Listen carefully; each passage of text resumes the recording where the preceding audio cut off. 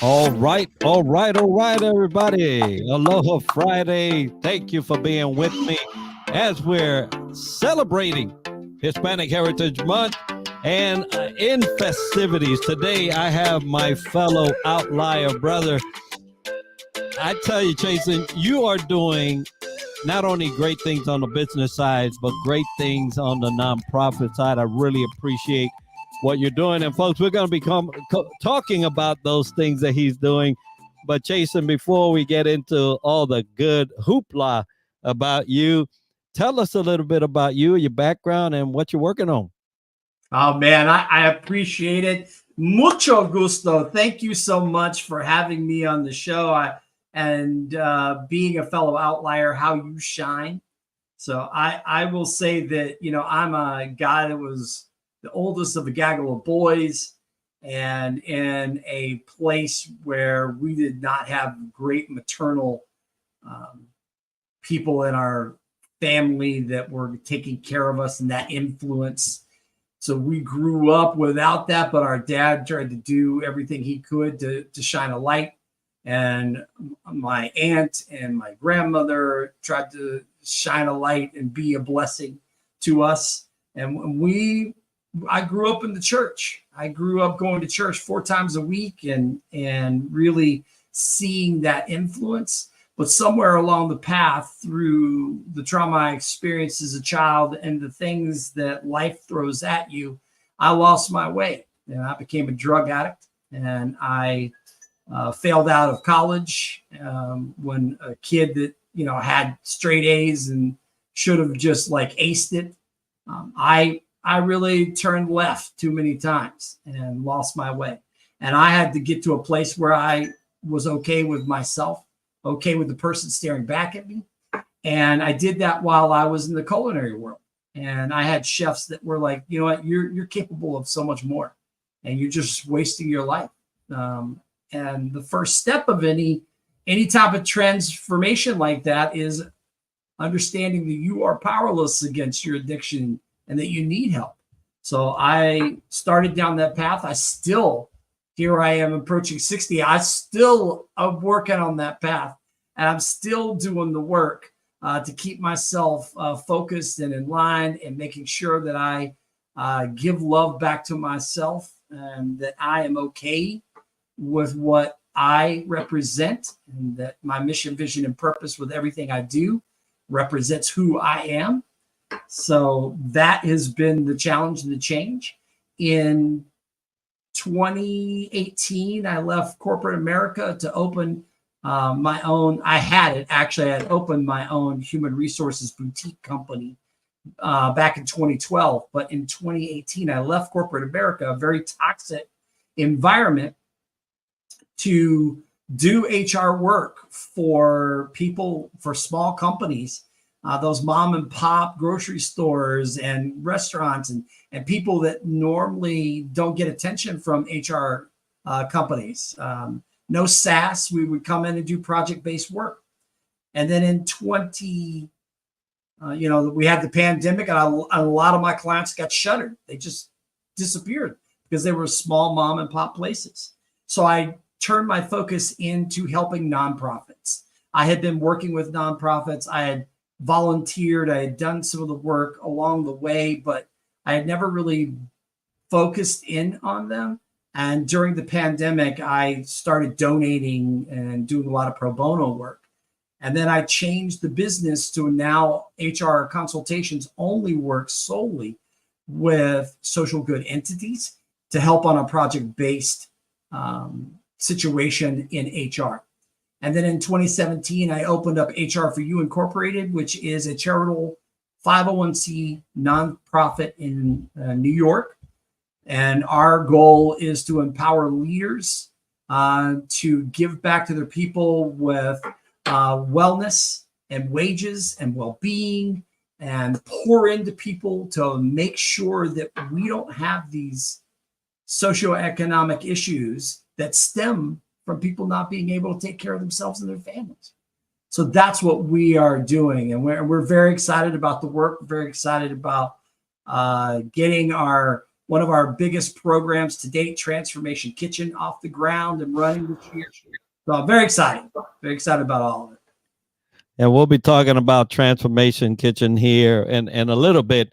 But, Chason, your beginnings, your upbringings, I think that a lot of folks have something similar, maybe not as obviously as specific, but we all have an opportunity to be raised by parents. Not all of them, are as committed as some would like or would appreciate. But there's always somebody, right? There's always that somebody in our tragic story that comes in and shines the light and allows us to breathe a little easier. It may not be as great as it could be, but they bring that element of, I can make it. I can make it. And being raised in the church, I as well was raised in the church. I did not come to meet Christ till about 10 years old, because for some reason or another, when I was being raised, they raised me in what they call Santeria, right? So it's a it's a dark thing. It's a dark thing. So when I was 10, and I got wind of this man called Jesus, I was like, hold up, I need that. I need that in my life. And so at 10 years old, I started on that journey. But nonetheless, pitfalls, right? Left and right, things that I had to decide for myself that I was not prepared for, led me down some prodigal routes. And obviously, God's grace and mercy is big enough, right? It's big enough to reach you, even in the darkest of spots. Because when he comes in, everything lights up. So I'm glad you share that. It is part of our testimony. It is part of who we are. And not that I'm happy that either of us had to go that route. It would have been so much nicer if we didn't.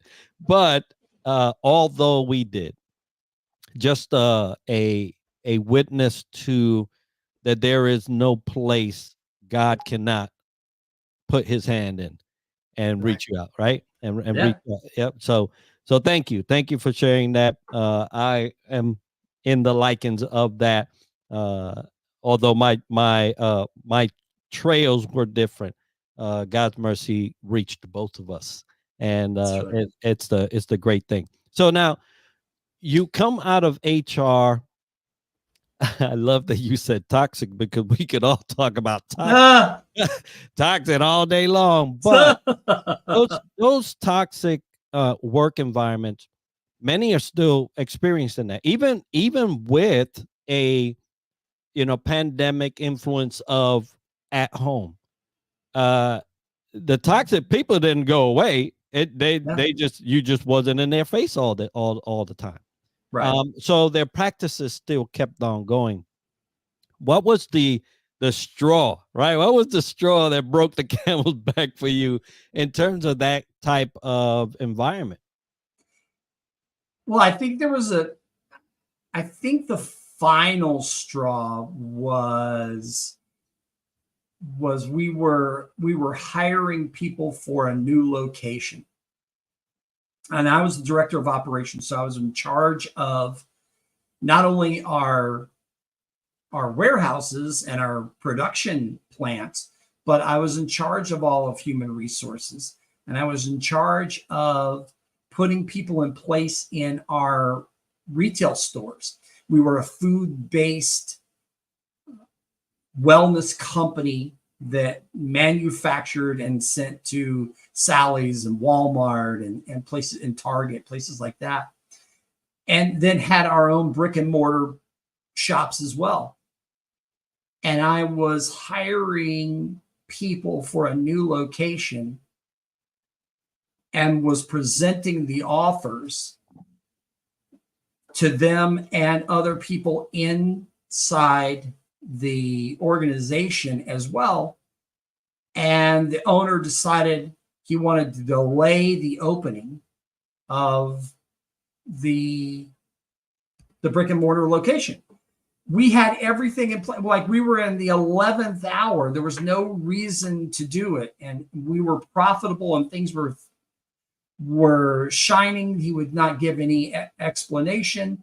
And I had to go back on my word to the mall and to like literally go to all of these people that we had just hired and all of these things and how it impacted people. You've just given notice to your other place. You're getting ready to start with us. And now in the 11th hour, I got to tell everybody, oh, I don't have a job for you because we're going to delay by a month. And people can't survive like that.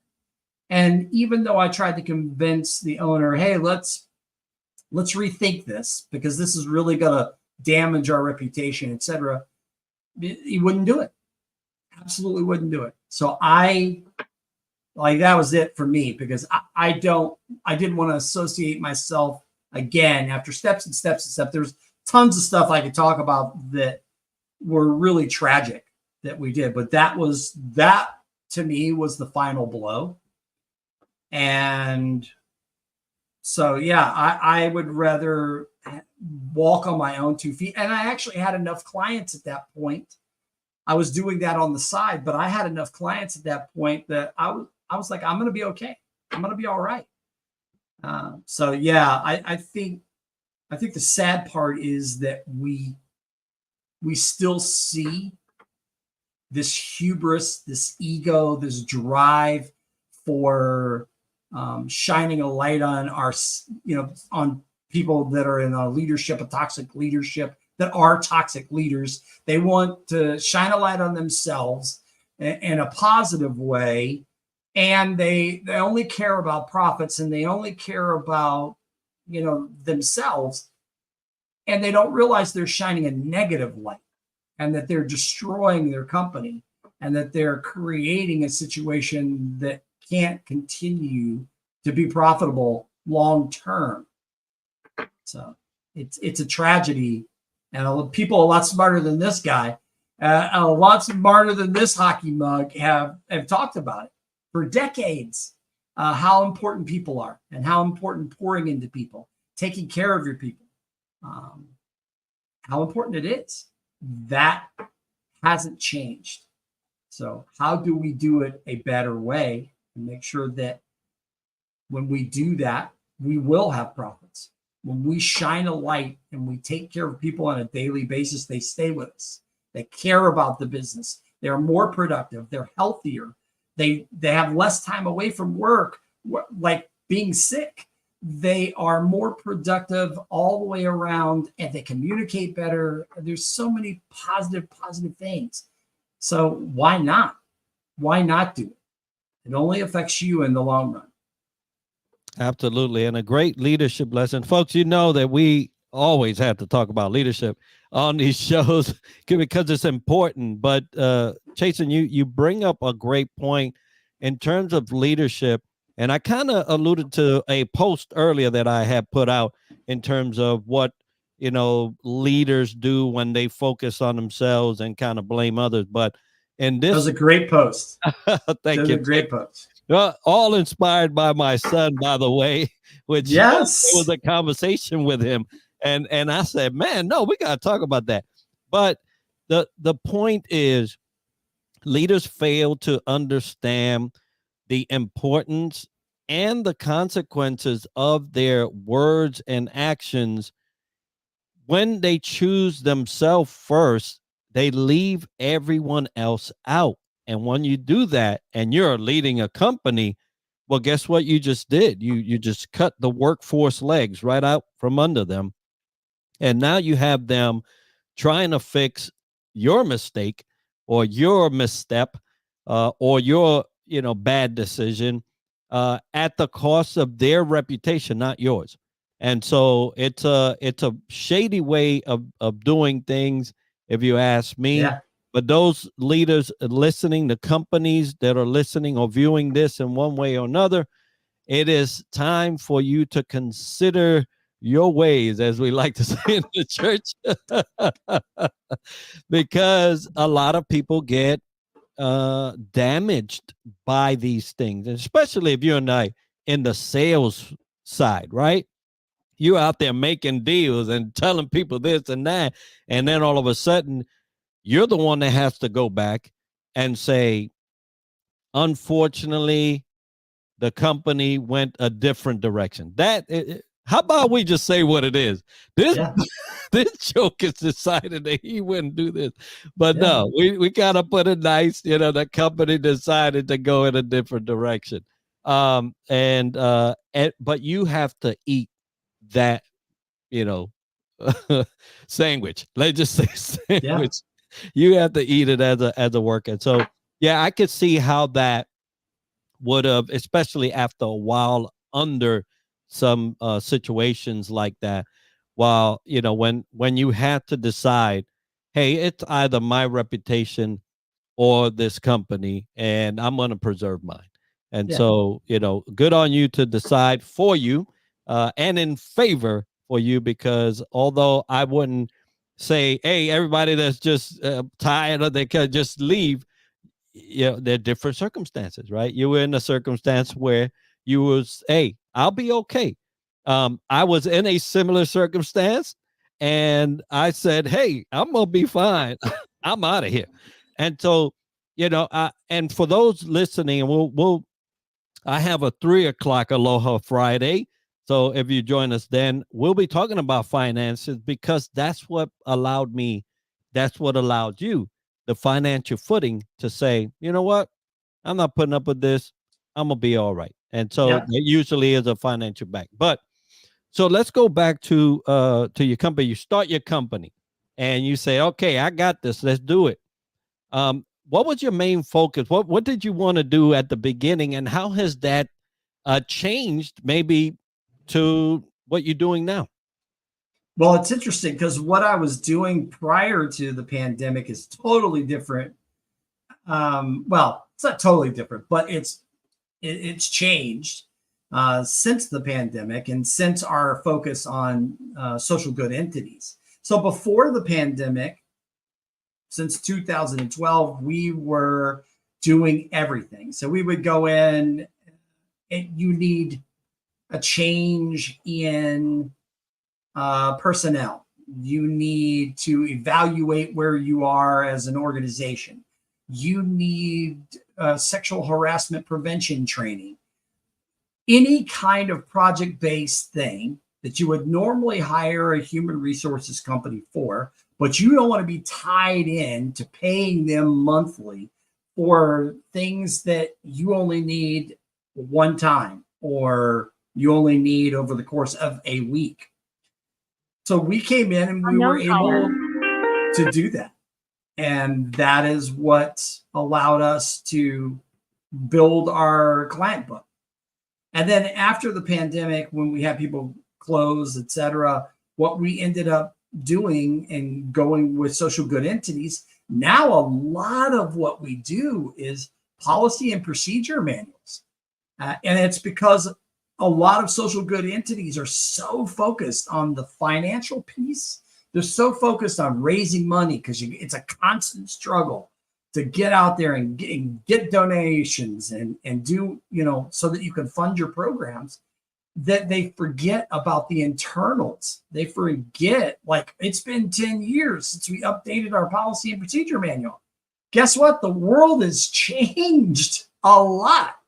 And so I am not a fan of every year, changing your policy and procedure manual, but you might need addendums and you might need to make adjustments. I also like to look at the forefront.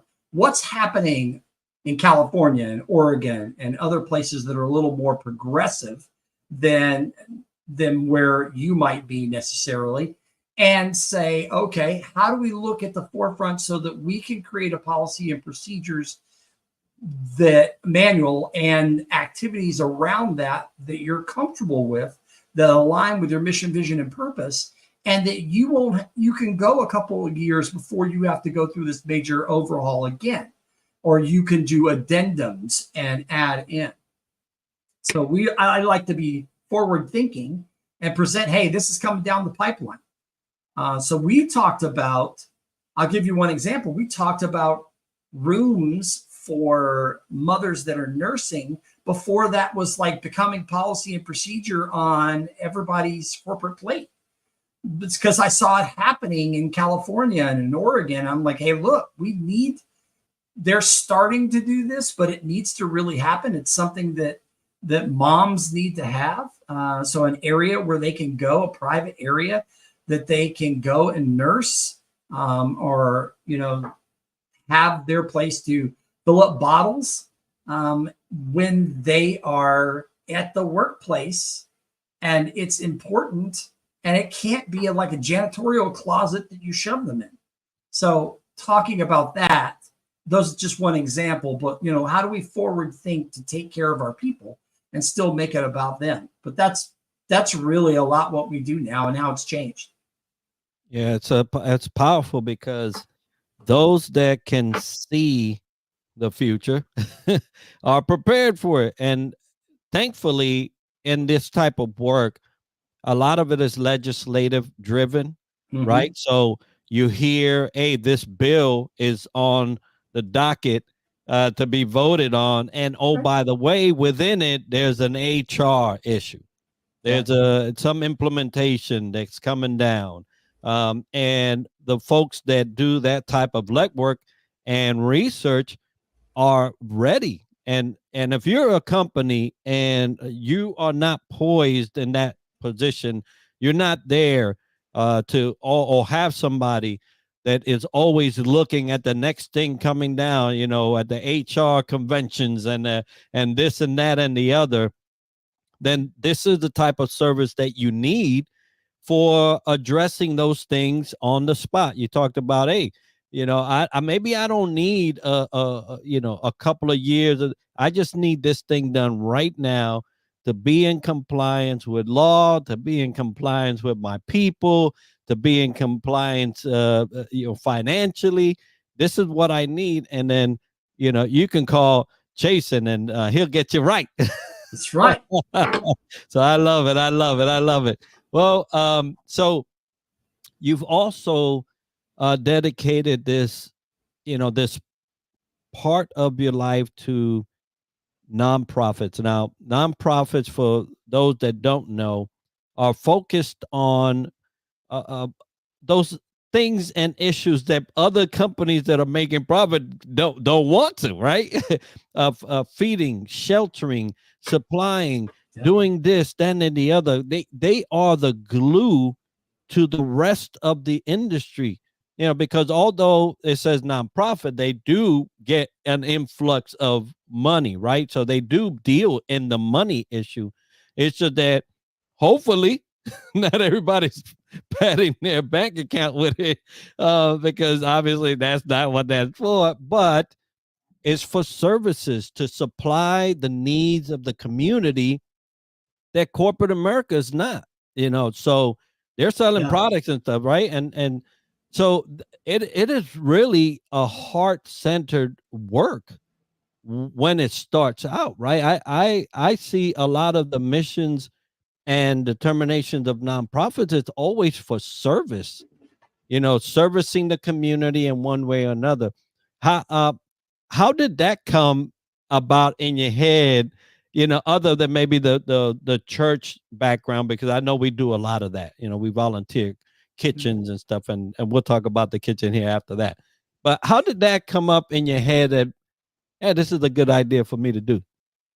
Well, it's funny that you asked that, because nonprofit. I'm going to say this first: nonprofit is a business, and that's important to note, because it's some terrible statistic. I want to say that the latest that I saw was 62% of all new nonprofits fail in the first 5 years, and the reason for that is they get distracted from their mission, vision, and purpose, or they never set themselves up. And this is primarily the reason. They never set themselves up financially and structurally to be successful down the road, because it is a marathon. It is not a sprint, especially in this day and age. And so you have to be prepared for the long haul. What are we doing now, but how are we preparing ourselves for tomorrow? It is a tremendous conversation and a tremendous load to take on.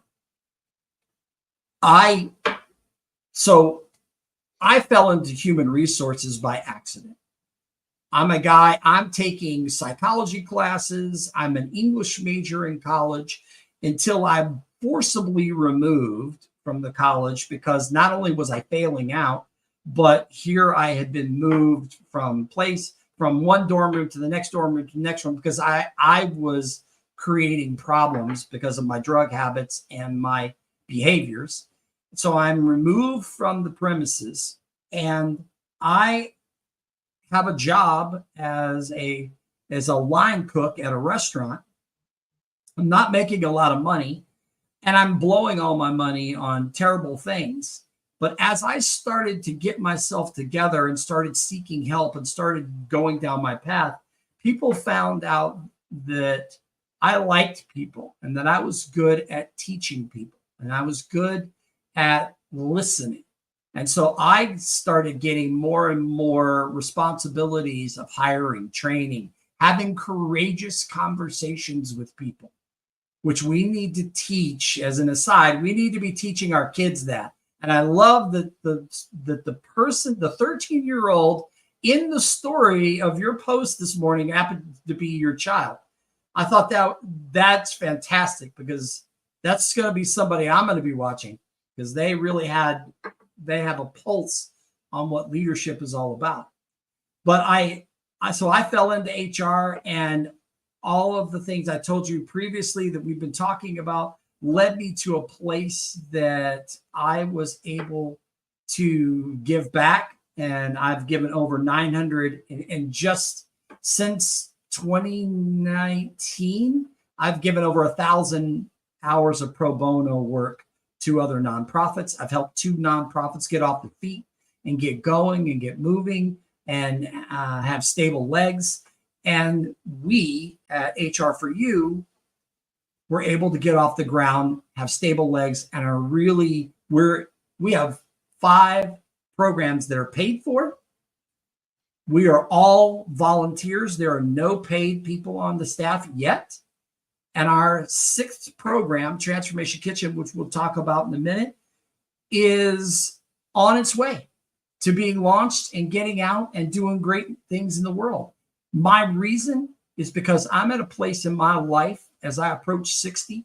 I'm at a place in my life where I don't have debt.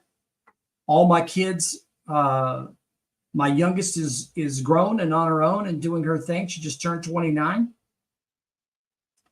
And my wife and I want to create an impact in a community that needs it.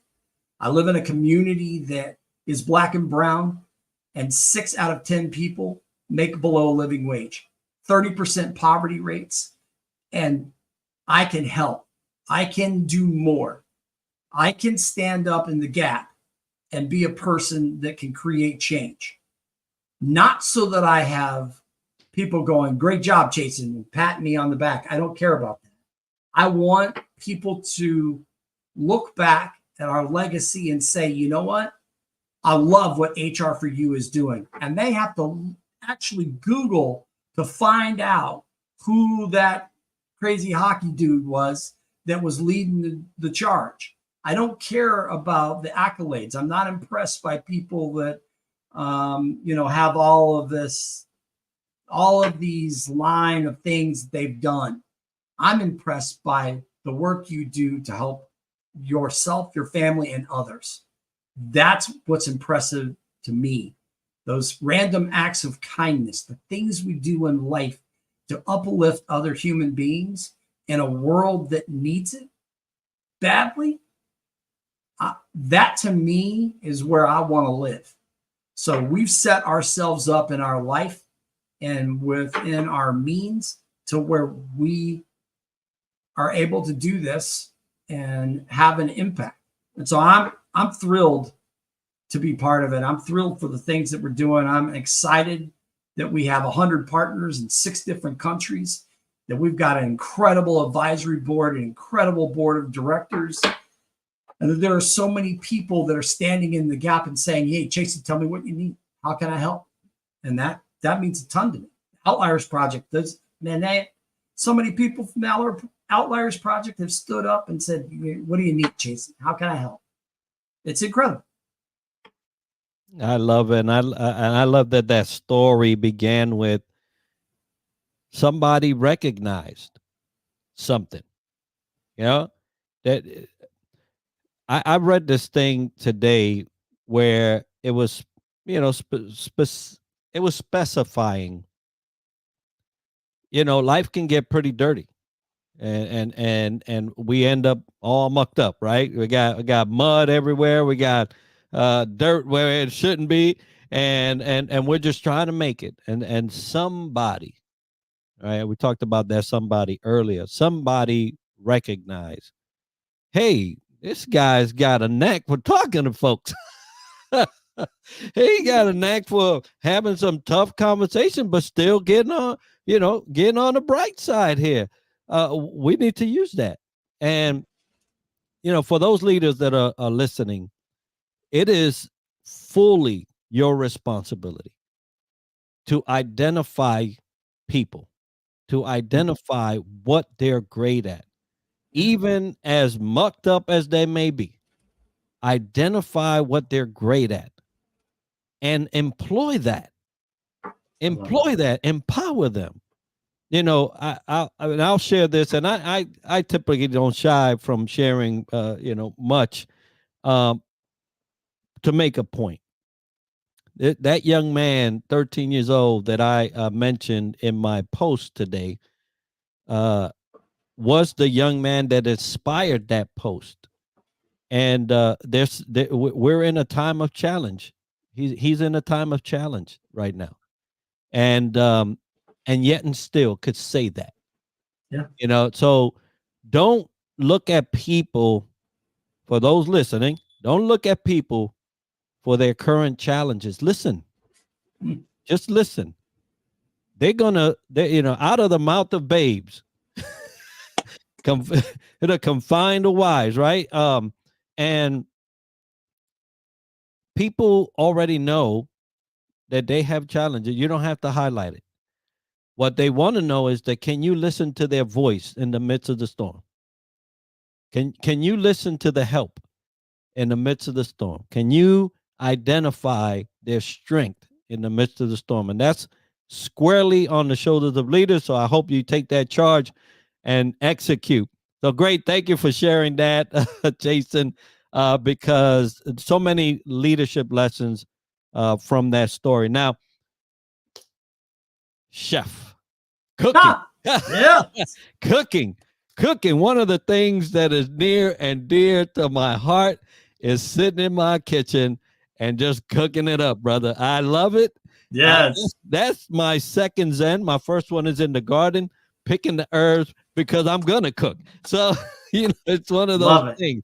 A lot of things that we have as passions don't ever make it to the, you know, to the spotlight. You're not going to see me in front of Ramsey doing anything because I do it because I love it. You got into this culinary thing, and you're tying it into, and that's what I love about all the things that you're doing. You're taking these points in your life and you're tying it into service. So talk to us about this kitchen thing, because I'm taking a trip, brother. Good. Well, I tell you what, we have different phases of the pilot program, but Transformation Kitchen is about teaching culinary skills, life skills, power skills to people in underserved communities. We are focusing in a lot on helping those that are working through their addiction to change their life, and people that are in reentry situations because they don't get a leg up. They're considered damaged goods, and the system is built to churn them right back into their situation. So go right back to using drugs when you come out of rehab. Go right back into a life of crime when you get out of jail or prison. So how do we break those cycles and remove those barriers and biases so that we can create a better tomorrow and help people learn to empower themselves. So Transformation Kitchen has got a lot of different fingers of the pilot program. We're talking to agencies now about a kids version. So how do we teach children to be community focused minded and to elevate their thinking about community and collaboration, and how to have courageous conversations at a young age so they are prepared leaders in the future.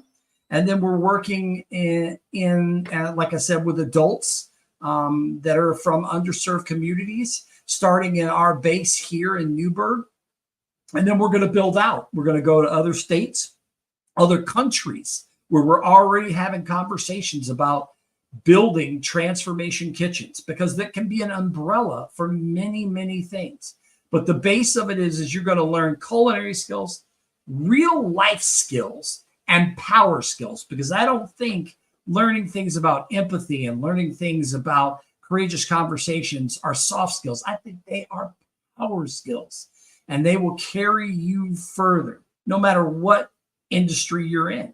So we want to have people that are holistically sound, that just because they graduate through the program, we don't leave them there. We help them get a living wage job, either with the kitchen themselves or with a culinary partner. And then we work with them continuously to make sure they're okay.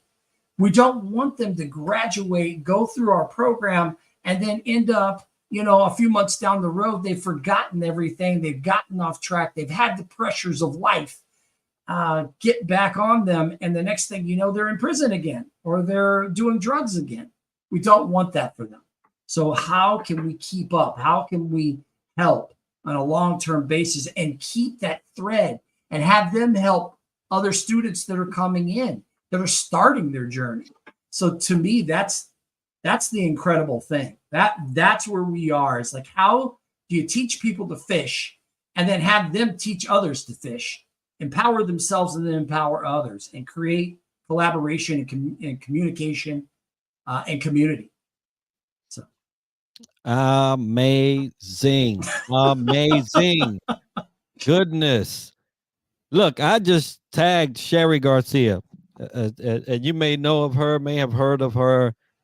And she's doing a lot of great things in that realm, right? Of those nice. that may not get that second chance, right? And so I'm going to make sure that she gets wind of the kitchen, Awesome. because it's a great pair that you guys would make. And so that's kind of some of the things that we do here on the show, folks, pairing people, understanding what Chason is doing, and understanding in the network who's doing something similar or can be supportive of that. But like, let me tell you something, folks. Everybody on earth needs a second chance. I don't care if they have just been born, because even as a baby, right, you can poop the diaper. So as adults, we're doing this a little bit more messy, but everybody needs a second chance. And if you have not needed a second chance, you go ahead in the DMs and tell me where you live so that we can have some dinner together, because I need to know. Everybody. It may have not been something that landed you in front of a sheriff or a policeman or a judge or behind bars or whatever, in an institution, whatever. Everybody needs a second chance. And shame on us having the ability to do so and provide that second chance, and we didn't. Number one is of my belief that we'll be answering to that in the after, right? If not here on earth, we'll be answering in the after. But this is where we have an opportunity to do something about it. Yeah. I was reading and the story, right, about the rich man and Lazarus. There's going to be a time you don't have that opportunity, even if you wanted to. Hey, get that guy to come down and give me a drop of water in my tongue, please. Hey, like, sorry, that opportunity is done, right? All right. Send somebody so they don't suffer. Sorry, that's done. Yeah. And so we have an opportunity here on earth right now to impact someone else's second chance. Don't strip somebody from that, because I know we all had an opportunity at a second chance sometime in our life, and we are who we are today because of it. So I love, Chason, that you're doing that. I love that you're not only just doing that, following the fish model, you're teaching how to continuously drive that impact for themselves, and that is about the most impactful thing you could do, because they're working it. They're look, there's nothing but smiles on my face when I'm cooking. Nothing. Yeah. Right. The world could be all over. And the good thing that, and I'll tell you this, what I do when I cook is that whatever the cuisine it is that I'm cooking for that night, the host music is playing in the back. Yes. All right. Bro, I set the stage, man. Yeah, I want people to taste Italy when they eating that Italian dish. Right? I love it. So just a little thing, but I love that you guys are doing that. I love that you have partnered with a big group of people internationally, even to start this even out there. That makes me itch, bro, because I know that the impact, man, it's beyond your city now. It's beyond your. It started. The idea started right there. Personally, Chason had it, and he's like, "Okay, I'm gonna do this for my city. Find a way for my community." And now you're talking about going abroad and starting something. Man, you can't stop a good thing, folks. You can't. Cannot.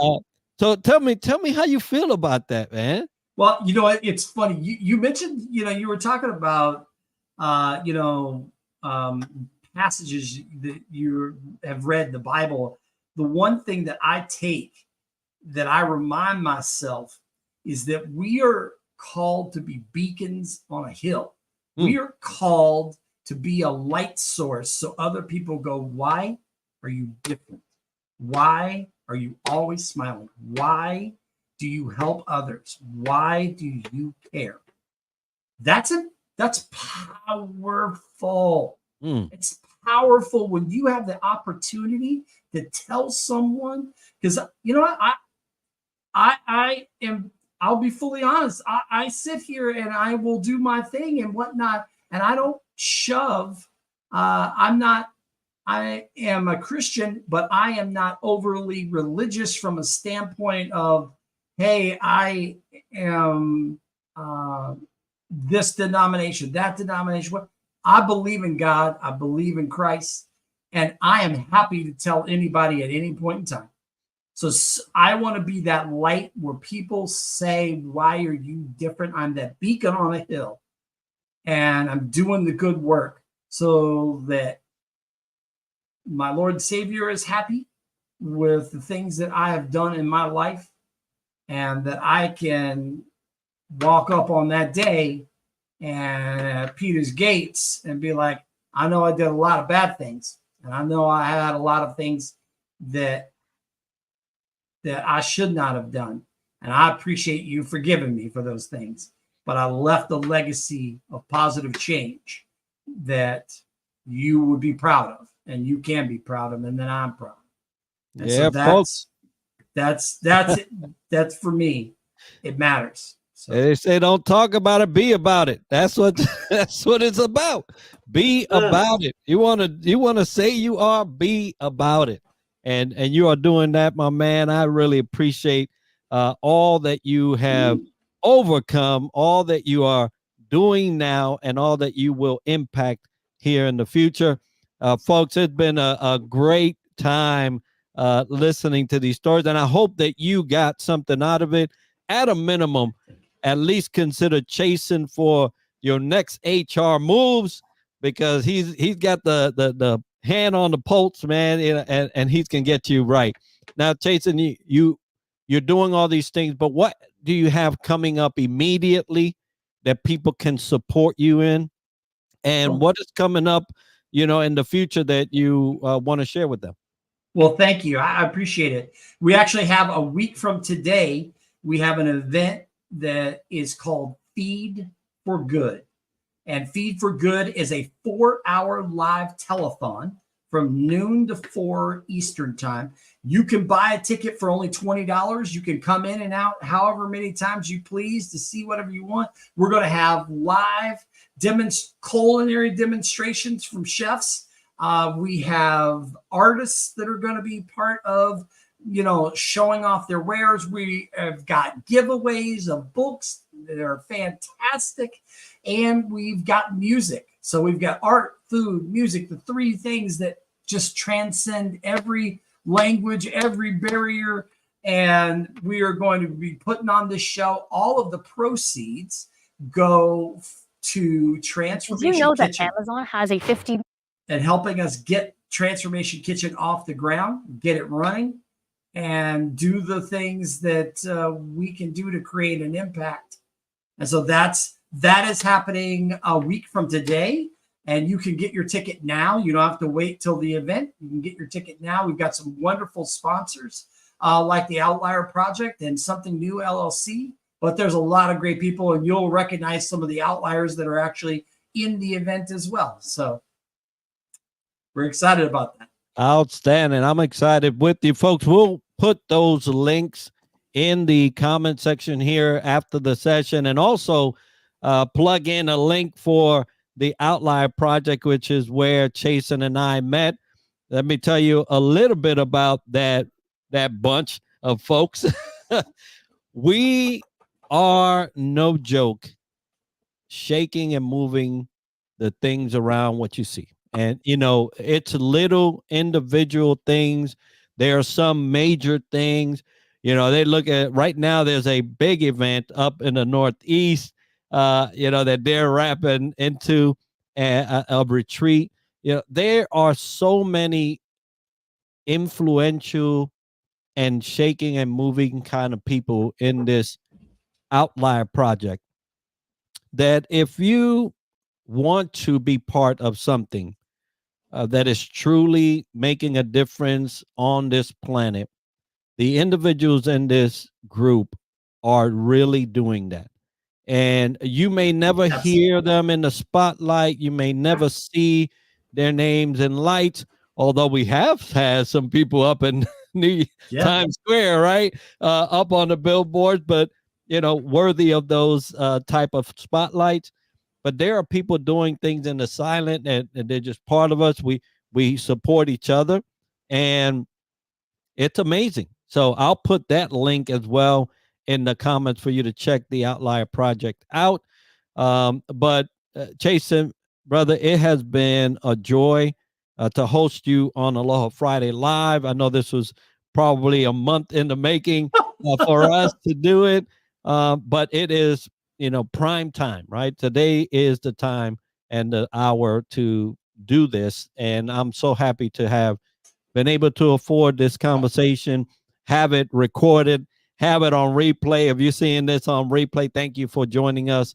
And for all those that did join us and did not let us know that you was chiming in, thank you for going on LinkedIn, YouTube, Facebook, and joining us for today.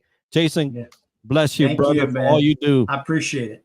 And folks, I'm telling you what, there is a lot that's going on in the background right now. We're actually thankful. We're thankful for all of the viewers that support Aloha Friday Live and developing the Leader Within podcast, because we have achieved the 700 plus subscribers on YouTube. And we are obviously on the march towards 800. If you'd like to join us, support us, buy a subscription. That doesn't cost you anything.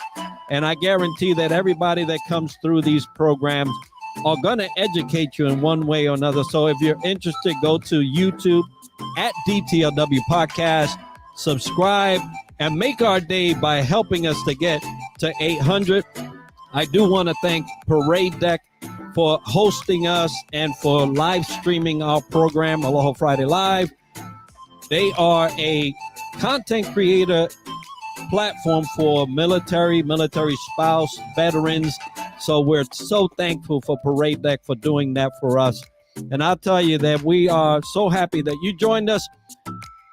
The next show is at 3 o'clock. So coming up here in a couple of hours, I hope you join me for that. That's going to be around financial planning, financial education, and all those things that will get you in a position to say, you know what?